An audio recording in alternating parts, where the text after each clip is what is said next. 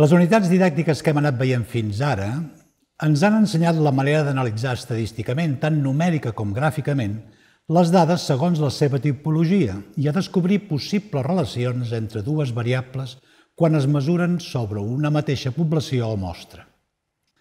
És clar, doncs, que la matèria prima de l'estadística són les dades. Per tant, no ha d'estranyar que dediquem una unitat d'aquest curs a presentar uns quants procediments, els més senzills i habituals en l'àmbit de l'estadística, per a l'obtenció de les dades que han de ser posteriorment analitzades estadísticament. Imaginem-nos que volem dur a terme un estudi que inclou una anàlisi estadística de les dades. Suposarem que es tracta d'un estudi senzill, però que volem realitzar amb el màxim rigor científic i metodològic. Com qualsevol estudi, sigui estadístic o no, el primer que hem de clarificar són els objectius que perseguim amb el nostre estudi. Val la pena esmerçar el temps necessari en aquesta delimitació prèvia dels objectius, que haurien de ser pocs, fins i tot només un, i clarament definits. L'objectiu pot ser tan senzill com descriure determinats atributs d'una població que pot estar formada per individus de carn i ossos o per altres tipus d'unitats. Així, per exemple, si som professors, podem estar interessats en conèixer quins són els hàbits de lectura dels alumnes d'ESO del nostre centre, o potser volem conèixer quantes hores dormen habitualment els nostres alumnes entre setmana durant l'època escolar. O podem voler comparar dues o més poblacions en relació a determinats atributs. Els hàbits de lectura dels alumnes d'ESO són iguals en nois que en noies? O, fins i tot més agosarats, podem plantejar-nos si un canvi en la metodologia de la matèria que impartim té com a conseqüència una millora en els resultats dels nostres alumnes. Estaríem aleshores volem establir relacions de causa-efecte. En qualsevol cas, hem de concretar d'entrada quina és la nostra població diana, és a dir, quina és la població sobre la que volem que siguin aplicables les possibles conclusions del nostre estudi. Així, per exemple, la població pot estar formada pels alumnes d'ESO de la nostra classe, o pels alumnes d'ESO del nostre centre, o pels alumnes d'ESO de tots els centres de secundària de la nostra ciutat, i podem anar ampliant i ampliant la nostra població diana. És clar també que, com més gran sigui aquesta població, més complicat serà dur a terme el nostre estudi. En funció dels objectius que ens hem marcat, haurem d'establir quines són les variables més adients que hem de mesurar. En quines variables concretarem els hàbits de lectura dels alumnes d'ESO? O les hores que dormen entre setmana? És molt important detallar al màxim les variables que utilitzarem, tinguent en compte que els valors que aquestes variables adquireixin sobre les unitats mostrals o poblacionals seran les que constituiran la base de dades sobre la que realitzarem l'anàlisi estadística posterior. És possible que el nostre estudi comporti utilitzar dades que hem d'anar a buscar en fonts d'informació externa. Així, per exemple, podem plantejar-nos comparar la meteorologia actual a la nostra ciutat amb la que hi havia fa 25 anys. Això ens comportarà utilitzar les dades meteorològiques recollides per altres persones o organismes.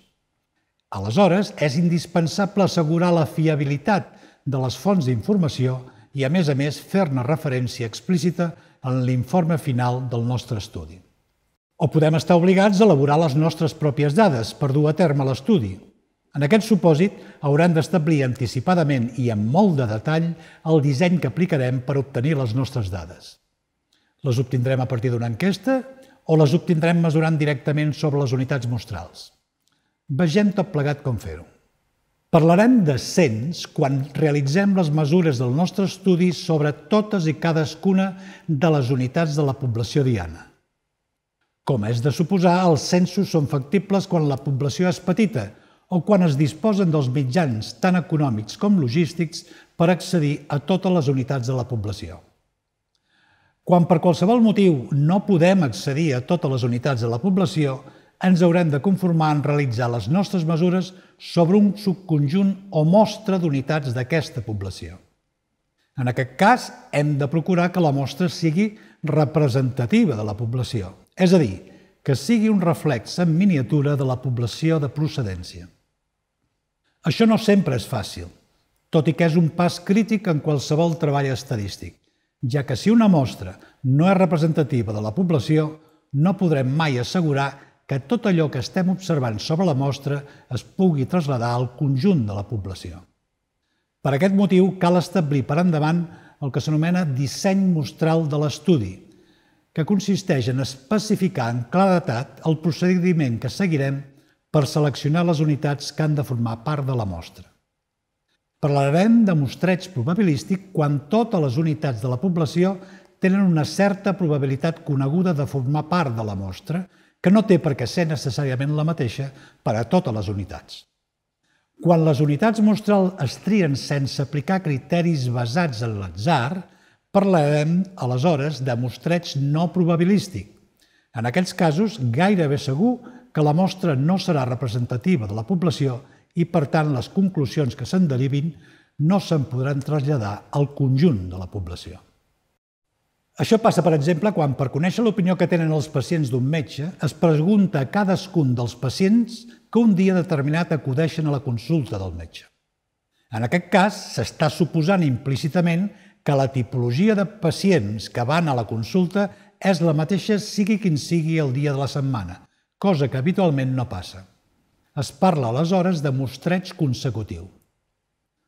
Un altre exemple de mostreig no probabilístic el trobem sovint en els mitjans de comunicació quan pretenen copsar l'opinió de la gent sobre un determinat tema a partir de la resposta voluntària a un qüestionari que es publica, ja sigui en un diari, en una xarxa social o en qualsevol altre mitjà. La voluntarietat fa que sovint responguin majoritàriament les persones més radicals, ja sigui a favor o en contra, sobre el tema que s'està preguntant, mentre que les persones més moderades tendeixen a no expressar la seva opinió.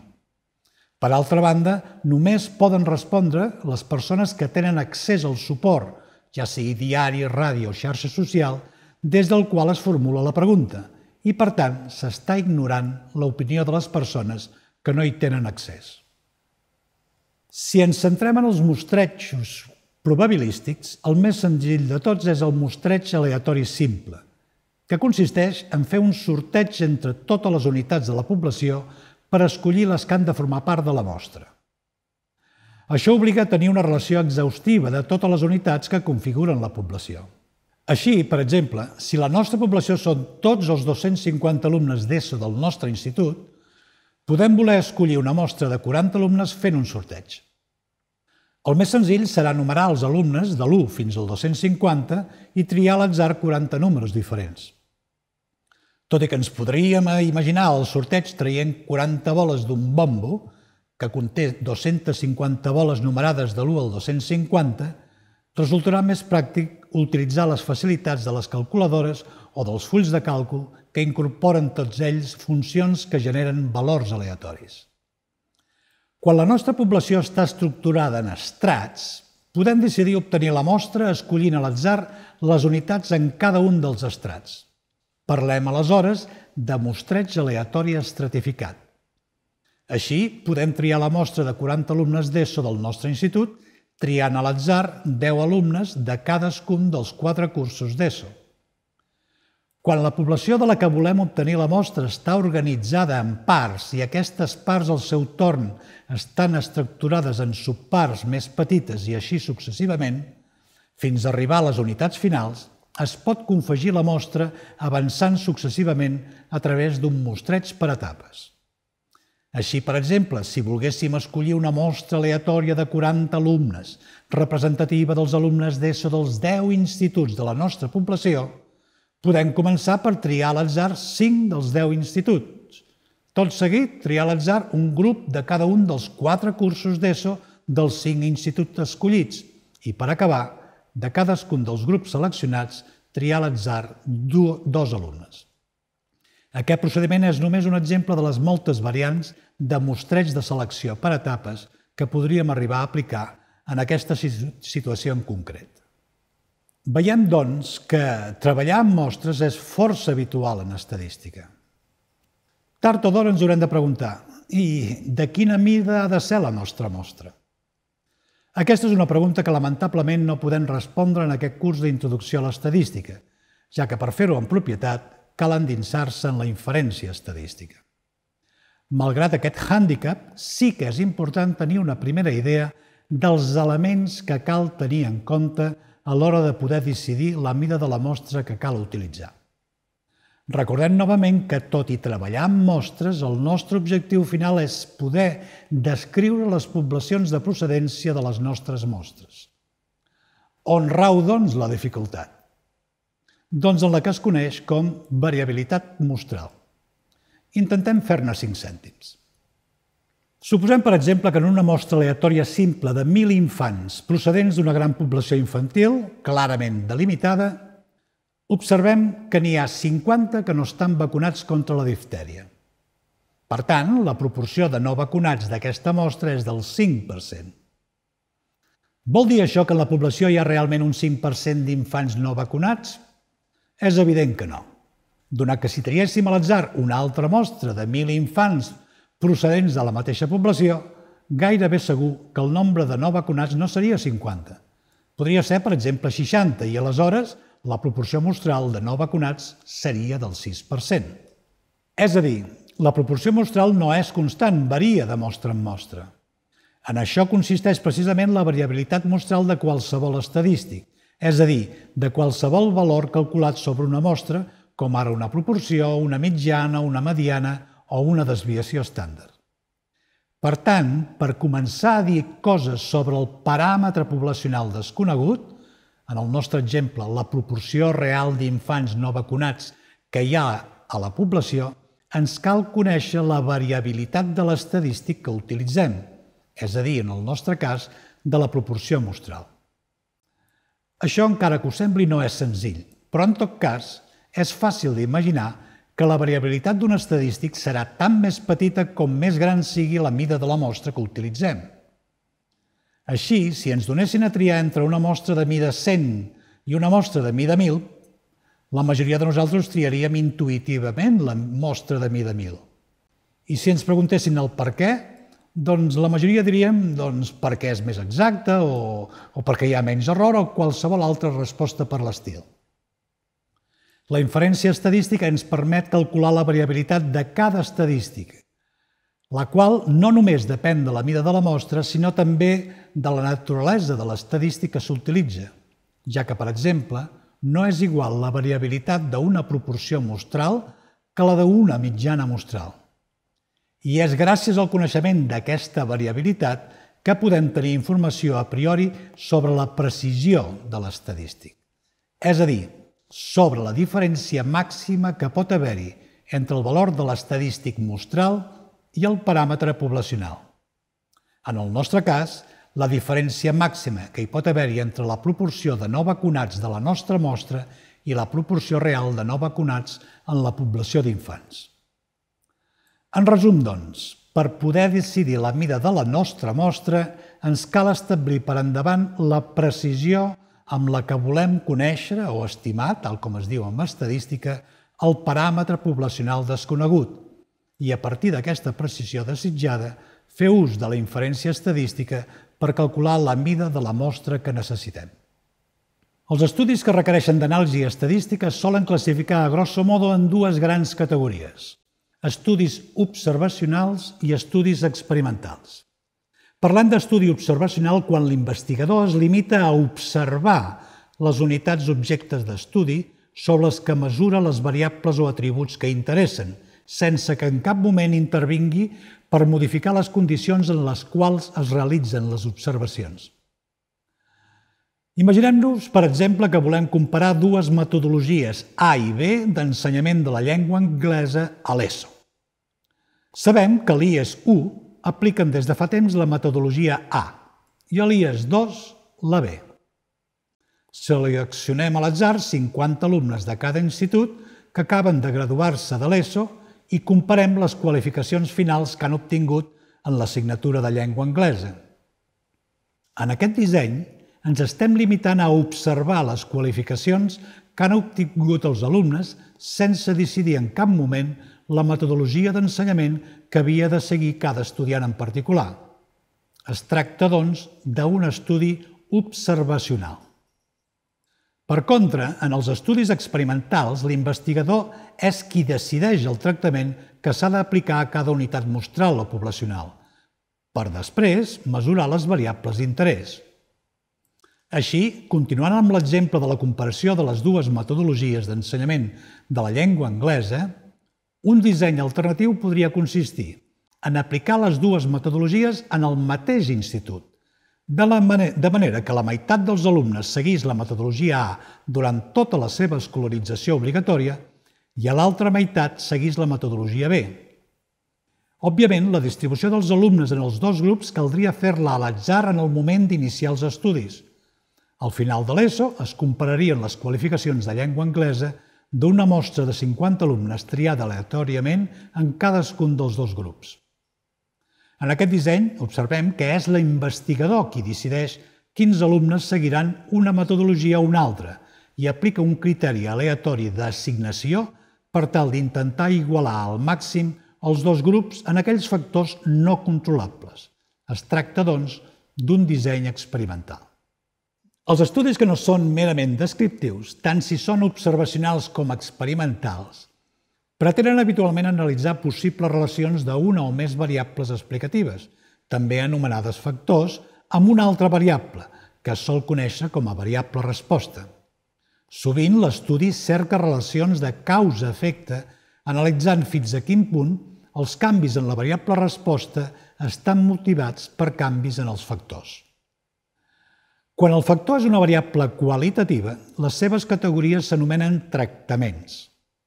Si les variables explicatives qualitatives són dues o més, aleshores els tractaments són les diferents combinacions de les categories. Així, en l'exemple de l'estudi comparatiu de les dues metodologies d'ensenyament de la llengua anglesa, la variable explicativa és la metodologia que segueix l'estudiant, amb dos tractaments, A i B, i la variable resposta és la qualificació final en llengua anglesa que assoleix l'estudiant al final de l'ESO. Veiem ara un exemple d'estudi experimental. Imaginem-nos que volem estudiar quina influència tenen en la velocitat d'una determinada reacció química les possibles dosis baixa, normal o alta del catalitzador i la temperatura, 100 o 200 graus, a la que es pot realitzar la reacció. És clar que la velocitat de reacció és la variable resposta i que el nombre de tractaments és 6, els que resulten de combinar les 3 possibles dosis del catalitzador amb les dues temperatures. El fet que l'investigador controli i decideixi el tractament que segueix cada unitat mostral fa que els estudis experimentals siguin més potents que els observacionals, quan es pretenen establir relacions de causa i efecte. Ara bé, no sempre és possible dur a terme estudis experimentals. Imaginem-nos, per exemple, que volguéssim fer un estudi per investigar si un determinat additiu alimentari incrementa el risc de càncer intestinal en les persones.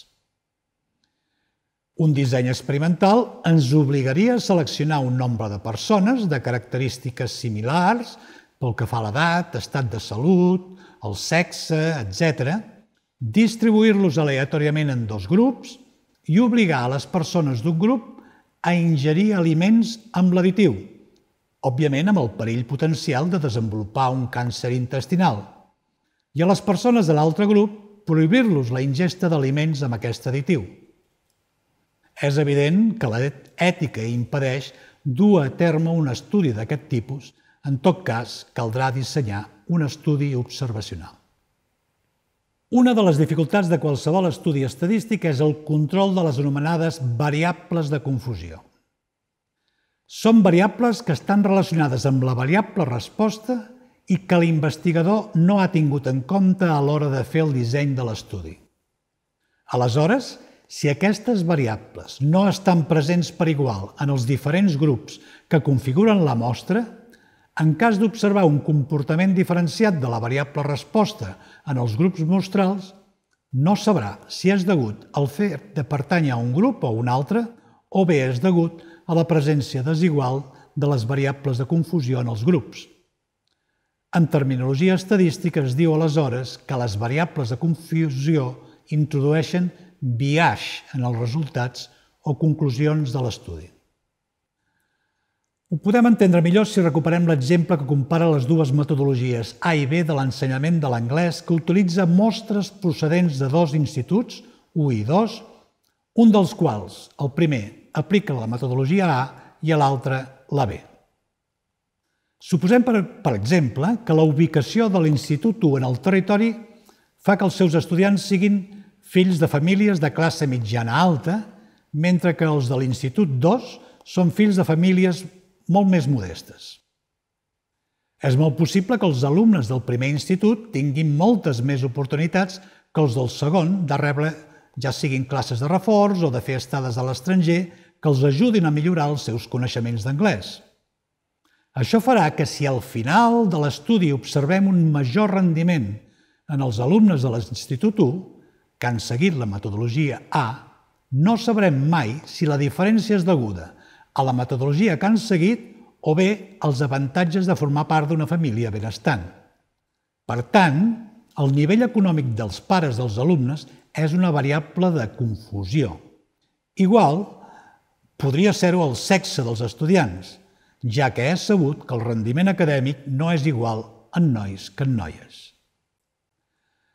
El control dels efectes de les variables de confusió és molt més difícil en els estudis observacionals que en els experimentals. Quan es té constància anticipada de la presència d'una o més variables de confusió, es pot intentar tractar d'eliminar els seus efectes aplicant la que s'anomena tècnica d'aparellament de dades. Consisteix en aparellar les unitats mostrals dels diferents grups o tractaments de manera que les unitats d'una mateixa parella tinguin els mateixos atributs pel que fa a les variables de confusió. És a dir, que només es diferenciïn pel grup al qual pertanyen o pel tractament que reben. Així, en l'exemple anterior, en cas que es considerés com a possibles variables de confusió el nivell econòmic dels pares i també el sexe dels estudiants, es tractarà d'aparellar simbòlicament cada alumne de la mostra procedent de l'Institut 1 amb un alumne de l'Institut 2, de manera que ambdós alumnes siguin del mateix sexe i tinguin el mateix estatus socioeconòmic familiar. D'aquesta manera, si al final observem diferències en l'aprenentatge de l'anglès entre els alumnes dels dos instituts, es podrà assegurar que no és degut a aquestes dues variables de confusió. Ara bé, malauradament, tampoc es podrà assegurar que la diferència sigui deguda a la metodologia d'aprenentatge que han seguit, ja que ningú pot assegurar que no s'hagi ignorat alguna altra variable de confusió desconeguda per l'investigador. En estudis experimentals, l'investigador pretén avaluar els canvis que es produeixen en una variable resposta quan les unitats estan sotmeses a diferents tractaments. Recordem que és l'investigador qui decideix el tractament que s'ha d'aplicar a les diferents unitats. Per tal de pal·liar els biaixos provocats per possibles variables de confusió, una vegada seleccionades les unitats mostrals, aquestes s'assignen aleatòriament als diferents tractaments. D'aquesta manera, si al final s'observen diferències en la variable resposta segons quin sigui el tractament aplicat a les unitats, es podrà suposar que són degudes al tractament. És a dir, es pot pensar, encara que no assegurar, que hi ha una relació de causa-efecte. Les experimentacions en l'agricultura són una font d'exemples. Imaginem-nos, per exemple, que volem comparar el rendiment d'un nou adob amb el de l'adob tradicional que portem utilitzant des de fa temps en el conreu del blat de moro. És clar que no ens podem limitar a conrear blat de moro en una parcel·la adobada amb el nou producte i a conrear-ne una altra amb l'adob tradicional, i al final senzillament comparar els rendiments de les dues parcel·les. De ben segur que els dos rendiments seran diferents, ja que també ho serien amb tota seguretat si haguéssim utilitzat el mateix adob amb les dues parcel·les. Això ve motivat pel fet que els rendiments de les parcel·les depenen de molts altres factors a banda de l'adob, tipus de sòl, freqüència de reg, ubicació de la parcel·la, etc. És per això que un possible disseny podria ser el següent. Disposem d'un camp de conreu rectangular uniforme de 100 per 100 metres. El dividim, com si fos un mosaic, en 16 parcel·les rectangulars de 25 per 25 metres. Situats en la parcel·la d'una de les cantonades del camp, fem un sorteig per decidir el tipus d'adob que hi apliquem. I a partir d'aquesta parcel·la avancem verticalment i horitzontalment recorrent les 16 parcel·les i alternant el tipus d'adob que hi apliquem. D'aquesta manera, dues parcel·les adjacents no reben mai el mateix tipus d'adob i també podem assegurar que de les 12 parcel·les laterals, les que voregen el camp, la meitat reben el nou adob i l'altra meitat l'adob tradicional, compensant d'aquesta manera el que en agricultura es coneix com l'efecte vora. Assegurarem també que, a banda de l'adob aplicat, les altres feines de conreu habitual es realitzen per igual en les 16 parcel·les. Al final, mesurarem el rendiment de cada parcel·la a partir del pes de blat de moro que s'hi recull. Tot i que els estudis experimentals són preferibles als observacionals, no per això estan absents de certs inconvenients. Un d'ells, que ja hem comentat abans, és el de la impossibilitat d'assegurar que es controlen totes les variables de confusió. Ho veurem sobre un parell d'exemples de l'àmbit clínic. Suposem que es vol provar l'efectivitat d'un nou medicament específic per a una determinada patologia. D'entrada, semblaria suficient aplicar un disseny molt simple, consistent en triar a l'atzar una mostra de pacients amb aquesta patologia que tinguin més o menys característiques similars pel que fa a l'edat, sexe i absència d'altres patologies, administrar el nou medicament en aquests pacients i quantificar la possible millora de la seva patologia. Amb aquest disseny, però, s'estaria deixant de banda el que es coneix com a efecte placebo, que ve a ser una variable de confusió típica dels assaigs clínics. Consisteix en la millora que experimenten alguns pacients pel sol fet que se'ls administri un medicament, sigui el que sigui, encara que sigui un placebo. Per això, en els assaigs clínics sempre hi ha un grup de pacients que, sense saber-ho, reben un placebo en comptes del nou medicament. Aquest grup s'anomena grup control. Per descomptat que l'assignació dels pacients al grup control o al grup experimental es realitza totalment a l'atzar i sempre amb el consentiment previ dels pacients. De vegades, com que les valoracions que fan els metges de l'evolució de la patologia dels seus pacients poden també estar condicionades pel fet de saber si els seus pacients prenen o no el nou medicament, els assaigs clínics es dissenyen sovint a doble cec, de manera que ni el pacient, primer cec, ni el seu metge, segon cec, saben si el que s'està administrant al malalt és realment el medicament que s'està provant o bé senzillament és un placebo. El fet que de vegades els estudis experimentals es realitzen en unes condicions especials que estan, de vegades, sovint, molt allunyades de la realitat que ha motivat l'estudi, fa que alguns les puguin considerar com a estudis poc realistes. Així, per exemple, alguns poden considerar poc realista un estudi que va fer servir un simulador de conducció per valorar si el fet de parlar amb uns mans lliures mentre es condueix fa disminuir la capacitat de reacció del conductor. Els conductors que es van seleccionar per fer aquest estudi eren estudiants universitaris d'ambdós sexes amb una expertesa semblant en la conducció de vehicles. Tots ells, mentre realitzaven la conducció simulada del vehicle, varen haver de reaccionar davant la frenada inesperada del vehicle també simulat que circulava al seu davant. Es va mesurar aleshores el temps que varen tardar en iniciar la frenada del propi vehicle. Alguns dels conductors, seleccionats aleatòriament, van haver de respondre, fent servir el dispositiu de mans lliures, a una trucada al mòbil i va ser precisament durant la conversa que es varen trobar amb la sorpresa de la frenada. En fi, que cadascú valori fins a quin punt les conclusions que se'n poguessin derivar d'aquest estudi es poden o no traslladar a la conducció real dels vehicles. La darrera fase en l'execució d'un estudi, ja sigui observacional o experimental, és valorar fins a quin punt es pot traslladar al conjunt de la població diana les possibles diferències que s'observin en la variable resposta, en cas que se n'observin, segons el tractament aplicat a les unitats mostrals. En una terminologia més estadística, es tracta de valorar si les diferències observades són o no significatives. Quan en un estudi s'afirma que la diferència és significativa, ens estan informant que, gairebé amb tota seguretat, la diferència observada sobre les mostres no és deguda a l'atzar. És a dir, no és deguda a la variabilitat mostral, sinó que és deguda al fet que existeix una diferència real en la població. En canvi, si ens diuen que la diferència observada no és significativa, ens estan dient que no hi ha prou evidències per assegurar que la diferència observada sobre les mostres estigui provocada per una diferència real a nivell de població, sinó que hi ha una certa probabilitat no menyspreable de que sigui deguda a l'atzar, és a dir, a la variabilitat mostral.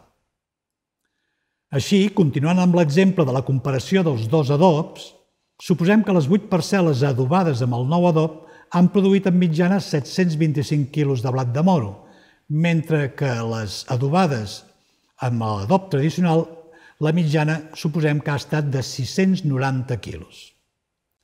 Podem dir aleshores que la diferència és significativa i que, per tant, el nou adob millora la producció? O, pel contrari, la diferència no és significativa, que és com dir que hi ha una certa probabilitat de que sigui l'atzar el responsable de la diferència entre les dues mitjanes mostrals?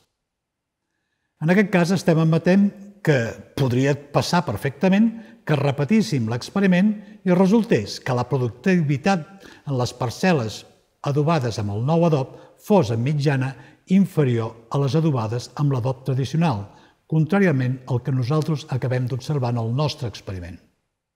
Doncs, una altra vegada, és precisament la inferència estadística l'única que ens pot donar resposta a tots aquests interrogants. En acabar aquesta unitat, hauria d'haver quedat palesa la importància que té en qualsevol estudi estadístic clarificar des de bon principi els objectius que es persegueixen, que s'han de concretar en la formulació d'unes preguntes, aquelles que volem respondre. En funció d'aquests objectius, haurem de decidir les variables a mesurar i el disseny que volem seguir. Tinguem en compte que els errors comesos en aquesta fase del treball estadístic condicionen totalment els resultats i conclusions finals. Sense cap pretensió de ser exhaustius, hem presentat alguns dissenys, els més senzills i habituats en l'àmbit de l'estadística, i hem vist els pros i contres de cadascun d'aquests dissenys. En la propera unitat, la darrera d'aquest curs 3è, donarem finalment unes pautes molt senzilles pel disseny d'enquestes.